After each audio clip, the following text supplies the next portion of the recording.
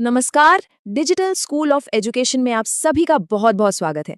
आज हम यूपीपीसीएस परीक्षा के लिए एक बेहद जरूरी टॉपिक पर बात करने वाले हैं, भारत की झीलें। ये एक ऐसा टॉपिक है जिससे सवाल लगभग हर बार पूछे जाते हैं, तो चलिए इसे अच्छे से समझते हैं। तो आज का हमारा रोड मैप क्या रहेगा? सबसे पहले एक छोटा सा परिचय कि आखिर ये झीलें इतनी खास क्यों हैं। फिर हम देखेंगे कि झीलों को कितने तरह से बांटा जा सकता है। इसके बाद भारत की जो सबसे बड़ी बड़ी झीलें हैं उन पर नजर डालेंगे, और हाँ, परीक्षा में आने वाले कुछ जरूरी फैक्ट्स, और आखिर में एक क्विक रिकैप करेंगे। चलिए शुरू करते हैं। सबसे पहले ये समझना बहुत जरूरी है कि भारत की झीलों के बारे में जानना सिर्फ भूगोल पढ़ना नहीं है, बल्कि ये वो टॉपिक है जो आपको एग्जाम में अच्छे नंबर दिला सकता है। देखिए, ये जो झीलें हैं ये सिर्फ पानी का एक बड़ा सा स्रोत नहीं है। अरे नहीं, ये तो हमारे देश के इकोलॉजी और इकोनॉमी दोनों की लाइफलाइन है। सोचिए, इन्हीं से हमारी खेती होती है, पीने का पानी मिलता है, टूरिज्म चलता है और बायोडाइवर्सिटी भी बनी रहती है। तो जाहिर है एग्जामिनर का ये फेवरेट टॉपिक क्यों ना हो।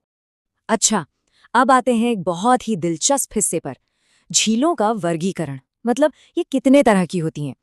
एक बार ये समझ लिया ना, तो समझिए इस टॉपिक की पूरी बुनियाद ही मजबूत हो गई। तो यहाँ देखिए, हमारे सामने 6 मुख्य प्रकार की झीलें हैं। कुछ मीठे पानी की हैं जो पीने और सिंचाई के काम आती हैं, कुछ खारे पानी की, कुछ प्राकृतिक हैं जो अपने आप बनी है, जैसे टेक्टोनिक प्लेट्स के हिलने से। और हाँ, गोखुर झीलें भी होती हैं। जानते हैं कैसे बनती है? जब कोई नदी घूमते घूमते अपना रास्ता बदल लेती है तो पीछे छूटा हुआ हिस्सा गोखुर झील बन जाता है। फिर है कृत्रिम झीलें, जिन्हें हम इंसानों ने बनाया है, जैसे बांध वगैरह। और आखिर में क्रेटर झीलें, जो किसी ज्वालामुखी या उल्कापिंड के टकराने से बनती हैं। कितना फैसिनेटिंग है ना? तो अब जब हम झीलों के प्रकार समझ चुके हैं, तो चलिए अब मुद्दे की बात पर आते हैं। देखते हैं भारत की वो कौन सी टॉप झीलें हैं जहां से एग्जाम में सीधे सीधे सवाल उठकर आते हैं। ये जो लिस्ट आप देख रहे हैं ये बेहद बेहद जरूरी है। हर एस्पायरेंट को इन टॉप 10 झीलों का नाम, वो किस राज्य में है और उनका प्रकार क्या है, ये मुंह जुबानी याद होना चाहिए। इस लिस्ट में आपको हर तरह की झीलें मिलेंगी, मीठे पानी की भी, खारे पानी की भी, और वो भी जिन्हें इंसानों ने बनाया है। ठीक है, टॉप 10 की लिस्ट तो हो गई, लेकिन कहानी यहीं खत्म नहीं होती। कुछ ऐसे खास फैक्ट्स भी हैं जो आपको दूसरों से एक कदम आगे रखेंगे। चलिए अब उन पर ध्यान देते हैं। यहाँ पर अक्सर कंफ्यूजन होता है, तो जरा ध्यान से सुनिएगा। अगर सवाल आए कि भारत की सबसे बड़ी या सबसे लंबी झील कौन सी है, तो जवाब एक ही है, केरल की वेम्बनाड झील। लेकिन अगर पूछा जाए कि सबसे बड़ी मीठे पानी की झील कौन सी है, तो जवाब बदल जाएगा, वो है जम्मू कश्मीर की वुलेर झील। और सबसे बड़ी खारे पानी की झील, वो है ओडिशा की चिल्का झील। ये तीनों नाम और उनके रिकॉर्ड बिल्कुल क्लियर होने चाहिए। चलिए अब एक छोटा सा क्विज हो जाए। ये सवाल पिछले कई एग्जाम्स में आ चुका है। सवाल है, भारत का झीलों का शहर किसे कहते हैं? सोचिए, बहुत ही मशहूर नाम है। और इसका सही जवाब है उदयपुर, राजस्थान। उदयपुर को अपनी खूबसूरत आपस में जुड़ी झीलों की वजह से ही सिटी ऑफ लेक्स के नाम से जाना जाता है। ये जो झीलें हैं ना, जैसे पिछोला झील, फतेह सागर, ये सब कृत्रिम हैं, मतलब इन्हें बनवाया गया था। ये झीलें उदयपुर के इतिहास और उसकी संस्कृति का एक अटूट हिस्सा हैं।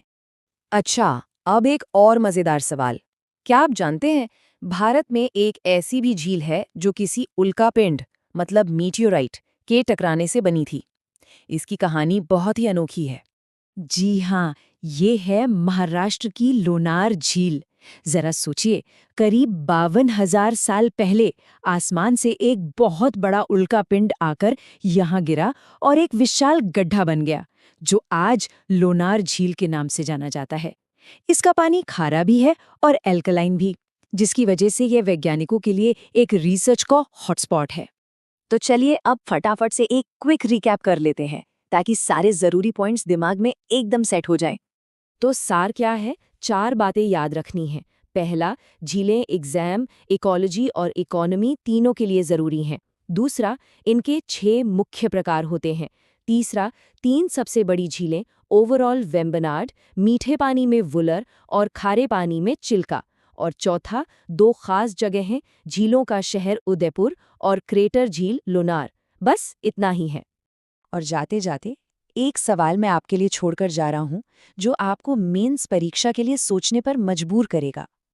सवाल ये है कि आकार या प्रकार से हटकर अगर हम भारत के पारिस्थितिकी संतुलन यानी इकोलॉजिकल बैलेंस की बात करें, तो इनमें से कौन सी झील सबसे ज्यादा महत्वपूर्ण है और क्यों? इस पर जरूर सोचिएगा।